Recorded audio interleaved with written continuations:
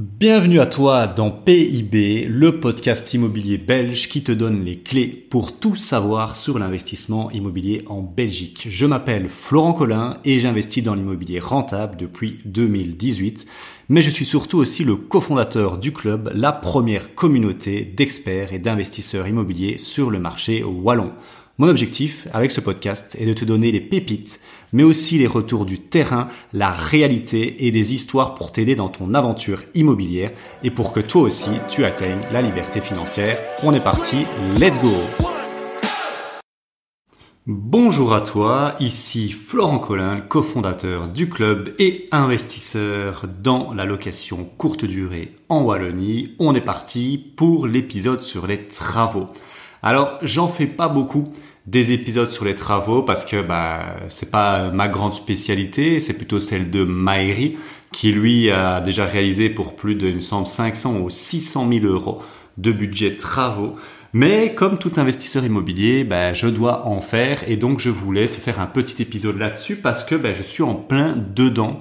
Et donc, tu l'auras compris, ce qui m'inspire à faire mes épisodes pour les podcasts, c'est généralement ma vie d'investisseur immobilier. Et là, je suis en plein dedans parce que tu le sais ou pas, mais il y a peu de temps, j'ai signé avec ma chérie 2 nouveaux appartements, on va dire ça comme ça, à Dinan, et il va falloir les rénover. Et donc, je t'en avais un peu parlé dans un épisode en association. C'est un immeuble de rapport qu'on a acheté avec des clients du club. Eux ont acheté 2 unités, nous 2 unités, et on est totalement indépendants. Très important, on n'a pas acheté le bloc ensemble. Chacun est libre de faire ce qu'il veut dans ses appartements. Chacun a son propre crédit. C'est ce qu'on appelle un montage type guild. C'est notre nouvel accompagnement qui va sortir fin 2023 uniquement pour nos clients. Maintenant, pour revenir aux travaux, déjà, avant de te raconter un peu un très belle pépite sur comment choisir un bon entrepreneur, je t'offre là en primeur du contenu premium qu'on offre d'habitude à nos clients, c'est comment estimer les travaux. Ça, c'est vraiment cadeau. Je sais que quand on débute dans l'immobilier, c'est souvent difficile d'estimer le budget de travaux. En fait, c'est pas que c'est difficile, c'est impossible. Voilà, clairement. Et donc, quand on visite un bien, et ça l'est encore plus maintenant avec l'augmentation de tout ça. Et donc, je vais te donner une méthode de calcul hyper simple. Ça reste une estimation. Donc, bien évidemment, une contre-visite avec un entrepreneur en travaux sera nécessaire. On va rester bien calme. Je vais pas estimer tes travaux et prendre ton budget de travaux uniquement là-dessus. Mais ça te met généralement une belle estimation à 10% près. Souvent 10% trop bas, mais bon, voilà, comme ça, au moins, tu as déjà une idée. Alors, voilà la pépite du club qu'on réserve d'habitude à nos clients pour une estimation rapide des travaux. J'espère que tu as de quoi noter, sauf si tu es en voiture, bien évidemment, ou que tu es au sport, ou je ne sais pas où. Alors, pour du gros œuvre, tu peux compter entre 1200 et 1800 euros le mètre carré. C'est rare que les investisseurs fassent du gros œuvre, mais bon, on sait jamais. Le gros œuvre, c'est quoi? C'est attaquer des murs porteurs. Donc là, casser un mur porteur, faut mettre des linteaux, faut le renforcer après, c'est des gros travail. Faire des transformations, créer par exemple une baie, donc ouvrir par exemple un mur, ou faire une grosse division dans le bien immobilier. Donc c'est rare. C'est des travaux qui sont assez rares, mais on est entre 1200 à 1800 euros le mètre carré. Par contre, ce qui est beaucoup plus courant, c'est la rénovation complète. Quand on met à nu tout le bâtiment et il faut tout refaire. Là, c'est la rénovation complète. On est entre 850 et 1200 euros le mètre carré. Et donc là, t'as tout ce qu'on peut imaginer dans la rénovation complète. Donc t'as le chauffage, t'as par exemple l'électricité, conformité, la mise à nu. Voilà, c'est tout ça. Donc c'est vraiment la grosse réno. 850 à 1200 euros le mètre carré. Pour de la rénovation générale, qui est régulièrement aussi le cas des investisseurs et de nos clients, tu peux compter entre 700 à 850 euros de mètre carré. Par exemple, c'est créer un point d'eau. Donc créer tout ce qui est salle de bain, ça rentre là-dedans. Changer des châssis, faire des cloisons, isoler. Donc c'est vraiment la rénovation un peu plus un cran en dessous, quoi. C'est la rénovation générale. Et puis il reste forcément le rafraîchissement.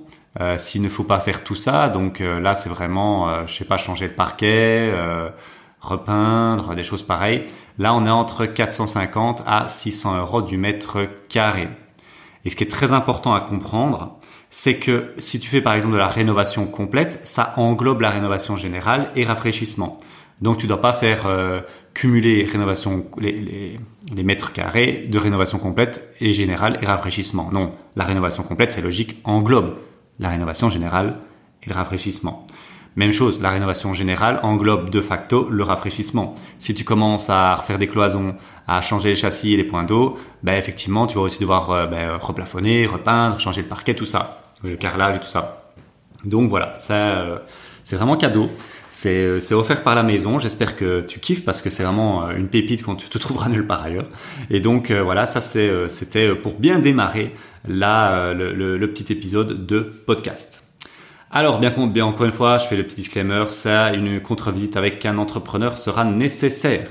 Mais c'est des calculs qui sont très très utiles quand tu fais une première visite, voire assez rapidement, ok, le bien il est à, 70, 80 000 et il fait 70 mètres carrés, je dois tout rénover, 70 fois 850, ou voire même 1000, on est à 70 000 euros de travaux, plus on est à 140 000 euros à peu près. Donc ça, c'est quand même très très pratique pour faire des premiers calculs de rentabilité et voir si ça tient la route ou s'il va falloir vraiment négocier le bien pour qu'il soit rentable. Donc c'est super super important. Et maintenant, on va attaquer le vif du sujet, mon petit retour d'expérience. Donc je te l'ai dit, Dinan, je suis en phase de rénovation. Et là, même si j'ai de l'expérience, on se fait encore avoir. Pourquoi ? Je t'explique le contexte. En fait, on a un duplex et un rez. Et le rez, on a, quand je dis on, c'est ma femme, c'est elle qui pense à tout ça, c'est elle le cerveau de décoratrice d'intérieur. Moi, je suis vraiment nul là-dedans. Mais donc, le rez, elle a déjà une idée, mais ça demande moins de... Voilà, on a pris un budget de 100 000. Et la majorité du budget, on va dire 60%, 65%, ira dans le duplex. Parce que l'autre est déjà bien en bon état et on veut pas tout rénover dans l'autre. On veut faire elle a l'idée de faire un truc très sympa, que j'en parlerai quand ce sera terminé, bien évidemment, parce que on sait jamais si ça change. Mais dans le duplex, on voulait vraiment ici se faire accompagner par un architecte d'intérieur. Donc c'est notre 5e et 6e bien. Et on s'est dit, on aimerait bien se faire accompagner par un architecte d'intérieur, parce que je reste convaincu que chacun a son métier. Il y a des choses que, en tant que non initié de l'architecture d'intérieur et la déco d'intérieur, on n'a pas accès, on ne sait pas, c'est logique. Moi, par exemple, ma spécialité, c'est le marketing digital. Et tu peux vouloir faire du marketing digital, je te mettrai toujours à l'amende parce que je me forme tous les mois, toutes les semaines là-dessus, je ne m'arrête jamais. Et donc je me dis, si quelqu'un est dans ce qui est logique, dans cette logique-là, pour l'architecture d'intérieur, c'est évident que elle a accès à des trucs que je n'ai pas accès, elle a accès à des connaissances que je n'ai pas accès, et donc ça a un coût. Mais pour moi et pour ma femme, on est d'accord de le payer aujourd'hui. Si je débute dans l'immobilier, je ne prendrai jamais un architecte d'intérieur parce que ça a un coût assez conséquent. Je vais t'en parler à la fin. Mais maintenant, ça fait du sens. Parce que ça permet à un architecte d'intérieur déjà de modéliser tout un projet. Ça permet de sortir de la masse. Là, clairement, tu vas sortir de la masse. Enfin, de tous les Airbnb qui ici sont sur Dinan, je pense pas qu'il y en ait beaucoup, peut-être un ou deux qui ont été chapeautés par des architectes d'intérieur compétents, et tout le reste a été fait un peu par les gens eux-mêmes, et c'est cool, hein.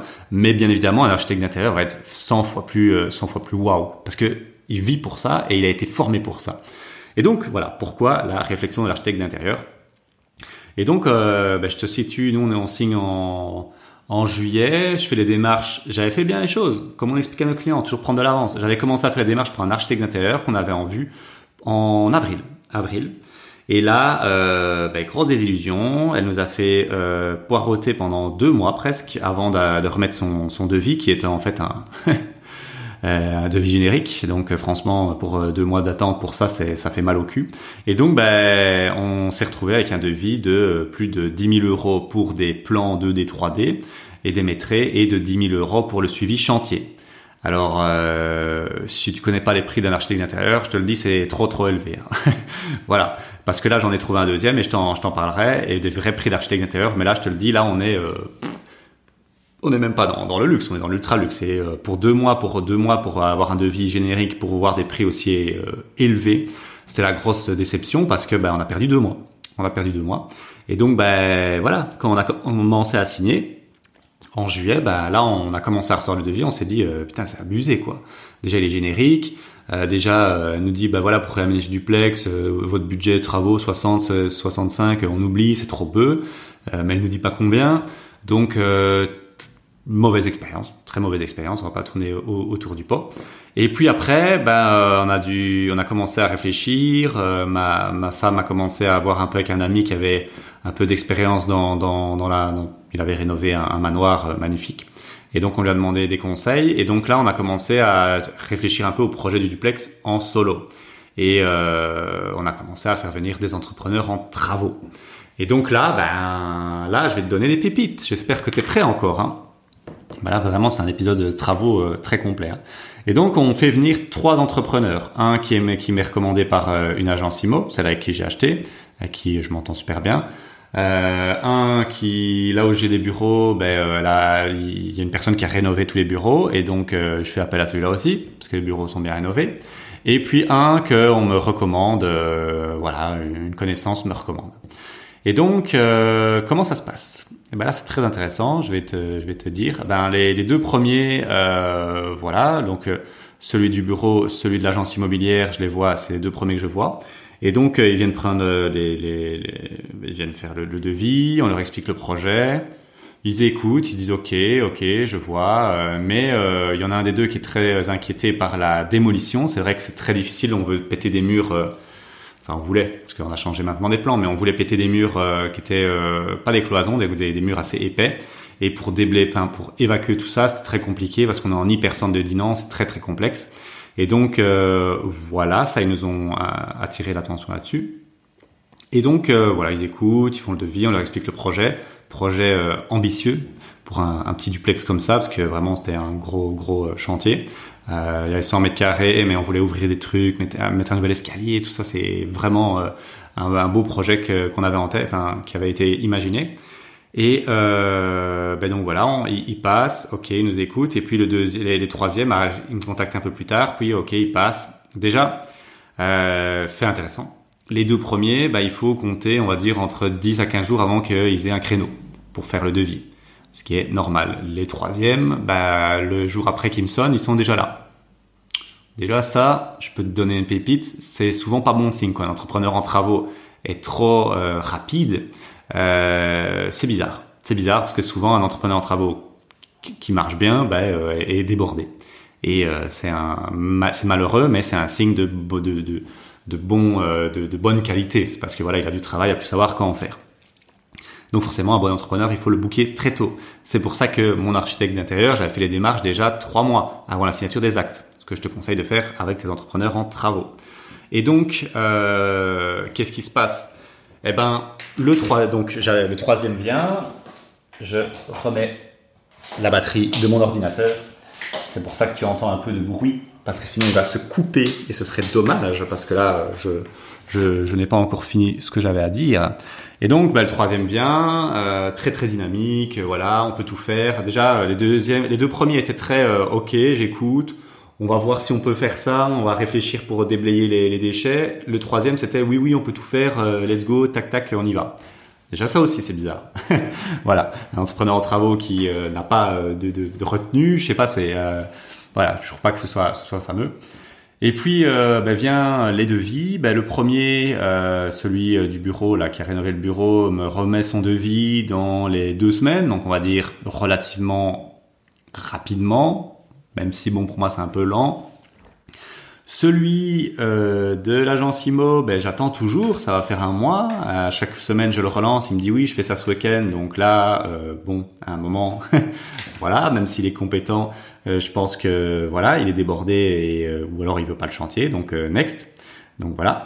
Et puis le troisième, il me envoie le devis après 3 jours, donc assez rapide. Et alors j'ai les 2 devis, forcément pour comparer. Ils se sont d'abord focus sur la démolition, parce qu'il y avait vraiment beaucoup de démolition et il y avait un côté, on va dire, évacuation des déchets assez fort. Et là, grosse différence. Il y en a un, on est presque à 30 000, 35 000 euros de démolition, qui est complètement exagéré. Là, lui, il a abusé le truc et je pense qu'il voulait pas du truc, du chantier. Quoique j'ai demandé à un ami, un entrepreneur en travaux, il m'a dit ouais, c'est quand même un peu abusé sur certains points, mais il y en a, c'est normal. Et donc on est à peu près à 35 000. Et le deuxième, très réactif, trop réactif, m'envoie son devis. On est à 6 500 € pour toute la démolition et l'évacuation. Donc déjà là, il y a un problème. Pourquoi il y a un problème? Il y a une différence de prix qui est difficile à expliquer. Hein. Il y en a un qui est trop cher, mais l'autre il est trop peu cher. Et surtout, et ça c'est ma pépite que je veux aussi te donner, donc un entrepreneur qui est trop réactif, ça sent pas bon. S'il a pas de boulot, il y a une raison. Ou alors vraiment s'il se lance, peut passer, mais c'est rare, c'est très rare. Voilà. Mais donc là aussi dans le devis, le premier devis était super bien expliqué. Il expliquait quel mur il allait faire sauter, combien il y avait de mètres cubes à déblayer pour chaque mur. Vraiment, c'était très détaillé. Le deuxième, c'était démolition, évacuation, voilà.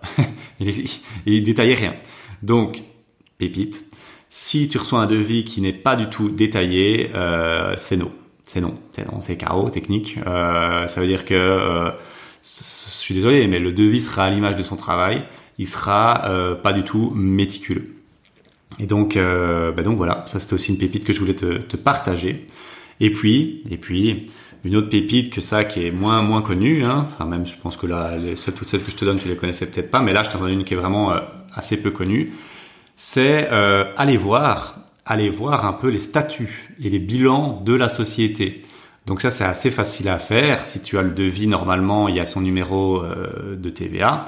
Et avec ça, tu peux retrouver facilement, avec le BCE, la Banque Carrefour des entreprises, tu peux retrouver toutes les coordonnées. Et avec ces coordonnées-là, tu peux aller à la BNB, donc la Belgium National Bank, ou un truc du genre. Non, c'est pas bank, c'est... je sais plus exactement, mais tu mets BNB. C'est la centrale des bilans. Et tu peux aller voir les bilans de la société. Et donc, que vois-je? Le premier qui m'a rendu le devis, je fais un peu mes petites recherches, je fais le détective privé, on va dire, d'entreprise. Et donc, je vois qu'il est dans le milieu depuis 2009 et qu'il est passé en société il y a 1 an et demi et qu'il a déjà un bilan. Et tu peux voir son bilan. Tu peux voir s'il est en positif ou en négatif. Là, il est en positif, de peu, mais en positif et tout va bien. Donc voilà, c'est normal. Il avait créé sa société il y a plus d'un an, enfin un peu plus d'un an. Donc c'est normal. Voilà, le temps que ça se lance, que ça prenne. Et donc très positif. Voilà, très positif. Le deuxième, par contre, il avait créé sa société il y a moins de 6 mois. Et donc ça, c'est pas du tout un bon indicateur. Voilà, tu vois, ça c'est un red flag aussi parce que encore une fois, on peut dire oui, mais non, il vient de la créer. Non, faut arrêter un moment d'être naïf et de vivre dans le monde des bisounours. S'il vient de la créer, c'est un red flag parce que tu peux pas voir s'il fait pas de la merde. Voilà, je suis désolé. On n'est pas ici pour se faire avoir. S'il vient de créer sa société, tu ne peux pas avoir de track record pour savoir s'il a bien géré sa première année de société. Et le problème quand on vient de créer une société, il faut 18 mois pour un premier bilan. Entre 12 à 18 mois. Et donc, en fait, c'est très simple. Je vais parler crûment, mais il faut que tu comprennes. C'est que dans les 18 premiers mois de sa société, il peut arnaquer plein de gens, il peut faire de la merde en boîte, et tu pourras pas le savoir. Et donc, après les 18 mois, peut-être qu'il sera en négatif de moins 15 000, en perte de moins 15 000, ce qui est pas du tout normal pour une société en travaux, et parce qu'il aura fait n'importe quoi. Et donc, tout ça pour dire, moi, je ne conseillerais pas, il y a assez de choix sur ici, de faire appel à une société qui vient d'être créée il y a 6 mois. Surtout si en plus le devis est assez bâclé, on va dire ça comme ça, et qu'il veut démarrer, dans le mec ici, il voulait démarrer dans les 15 jours, tu vois. Ce qui est hyper bizarre parce que les autres me disaient non, on va démarrer dans 3 mois, 4 mois, et l'autre c'était 5 mois. Donc, et lui il me dit on démarre dans 15 jours pour la démolition, alors que les autres c'était 3, 4, 5 mois. Donc voilà, pour résumer, les red flags c'est rapidité. S'il dit on démarre demain, il y a un gros problème. Il y a vraiment un gros problème. Ou alors il y a vraiment une exception, mais on va faire des généralités ici. Il y a un gros problème. Le devis, s'il est bâclé ou s'il est très précis, puis il est très précis, ça sent très bon. C'est qu'il a vraiment pris du temps, qu'il s'est intéressé au projet. S'il est bâclé, ce sera à l'image de son chantier, de son travail. Et si la société vient d'être créée, pour moi c'est un gros red flag parce que c'est très dangereux. C'est en gros c'est l'inconnu quoi. Voilà, tu sais pas si le mec il va pas créer une société, après 18 mois il va la foutre en faillite. Je suis désolé, le milieu du bâtiment, c'est le milieu comme le milieu de l'Horeca, c'est un des milieux les plus où il y a le plus d'arnaques. Voilà, on va pas tourner autour du pot, on va dire les termes, hein, c'est un des milieux où il y a plus d'arnaques. T'as un ou deux ou trois entrepreneurs en travaux très qualitatifs pour 7 qui sont très bancales et qui sont parfois des arnaqueurs. Et je peux t'en citer à l'appel des histoires de gens qui ont été mis dans la merde à cause d'entrepreneurs en travaux. Donc voilà, je suis un peu cru là-dessus, mais je voulais t'ouvrir les yeux. Et donc pour clôturer, voilà, on reçoit les devis, vraiment pas chaud, on en attend toujours un, et puis on se dit putain, fait chier. Et ma femme voit qu'il y a une crêperie qui s'ouvre à Beaurain, les libellules, et qui a été refaite par une architecte d'intérieur. Et elle va un peu checker, elle se dit super, j'adore ce qu'elle fait, la femme présente bien, elle a l'air top. Et donc voilà, là on a fait appel, on lui a demandé de venir voir un devis. Donc voilà, super bon feeling par rapport à l'autre architecte d'intérieur ici, très à l'écoute, dans des prix élevés, bien entendu. Elle a par contre à ce niveau-là été aussi honnête que l'autre architecte. Elle a dit voilà, pour refaire tout le duplex, faire un truc correct comme vous voulez le faire, démolition, ouvrir la mezzanine, escalier. Elle a dit vous en aurez pour 150 000 euros. Donc là on s'est dit ok. ok. Donc il y a un moment il faut peser le pour et le contre. On reste des investisseurs. Nous exploiter le duplex c'était optionnel. C'est pas ça. Je veux dire on va dire le rez-de-chaussée du duplex, si je le rénove pour 60-70 000 euros ou que j'ouvre tout le duplex pour 150 000, c'est pas ça qui va me permettre de louer 250 euros la nuitée de plus. On est quand même d'accord. Donc moi, on a décidé de fermer en fait actuellement le duplex et de n'exploiter que le rez qui fait 60-65 mètres carrés et c'est déjà très très suffisant. Et donc voilà pour l'architecte d'intérieur, on a eu l'occasion de la voir, super à l'écoute, super réactive, super sympa. On a déjà reçu son devis en une semaine top chrono. L'autre l'a pris 1 mois et demi, 2 mois, donc c'est déjà très très positif. Super à l'écoute, super simple, voilà, bon feeling. Et je pense que c'est le plus important avec les entrepreneurs et tout ça, c'est le feeling aussi. Et donc on va démarrer avec. Et donc pour avoir une idée du prix. Là où l'autre était plutôt à 20 000, elle sera plutôt entre 9 à 10 000. Et quand je dis 9 à 10 000, c'est la création des plans. C'est ça qui coûte cher pour un architecte d'intérieur, comme ça tu sais un peu. C'est ça qui coûte très cher. On est à peu près sur 5 000 euros pour le projet qu'on veut faire, mais il est un peu spécifique. On a 2-3 idées. Quand je dis ma femme a 2-3 idées très très très sympas, donc c'est un peu un projet atypique. Donc voilà, on est à peu près sur 5-6 000 euros pour la création des plans, les maîtrises, plans 2D, 3D, et aussi elle te sort un document qui tu n'as qu'à le donner à un entrepreneur en travaux, il a qu'à appliquer bêtement et c'est bon.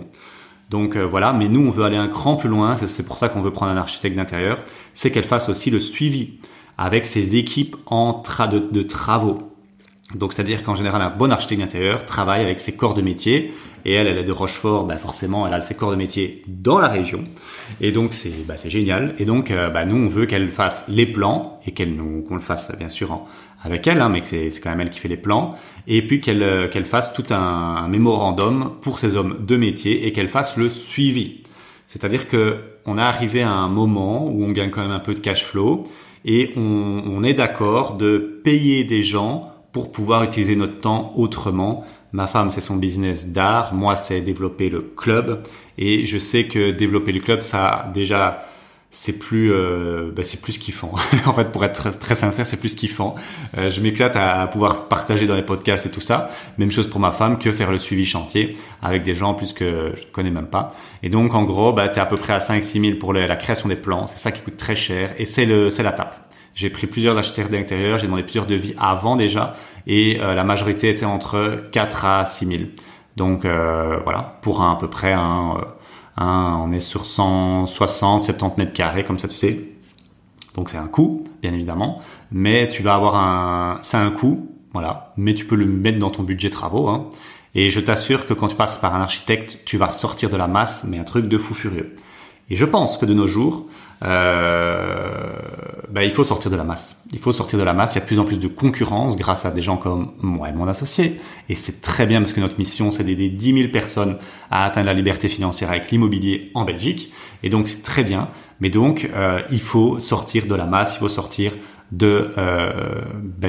lot. Et pour ça, se faire accompagner, c'est très, très bien. Donc, tu vois, moi, je prêche ce que je dis. Mon associé aussi, quand on dit il faut se faire accompagner, et tu vois, le club élite qu'on vend à plusieurs milliers d'euros, en fait, je vais payer plus cher qu'un club élite pour un seul bien immobilier, tu vois.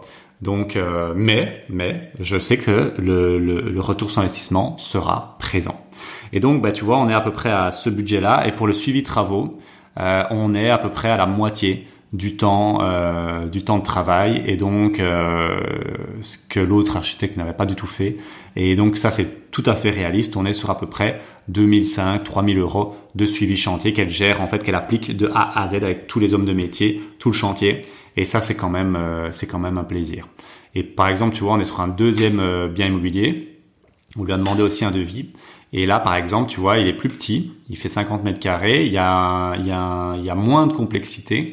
On va dire ça comme ça. Et là, on est par exemple sur à peu près, j'avais fait les comptes, 7000 euros hors TVA, tu vois, 7005. Alors que l'autre, on est plutôt sur 10 000 parce qu'il y a plus de complexité, il est plus grand. Donc voilà, tu as un peu une idée pour les prix d'un architecte d'intérieur. Mais je clôturerai là-dessus. Faut-il prendre un architecte d'intérieur quand on débute? Non, bien sûr que non. Mais pour moi, après 2, 3, 4 biens immobiliers, je pense que ça vaut vraiment le coup pour sortir de la masse et passer à la vitesse supérieure. Parce que ici, je vais être très transparent. Moi, mon objectif, c'était de louer ça à peu près à la base, à 90 euros. Mais je sais qu'avec l'architecte d'intérieur, avec ce qu'on va faire, je pourrais louer ça entre 150 à 170 euros la nuitée. Ça me paraît pas déconnant.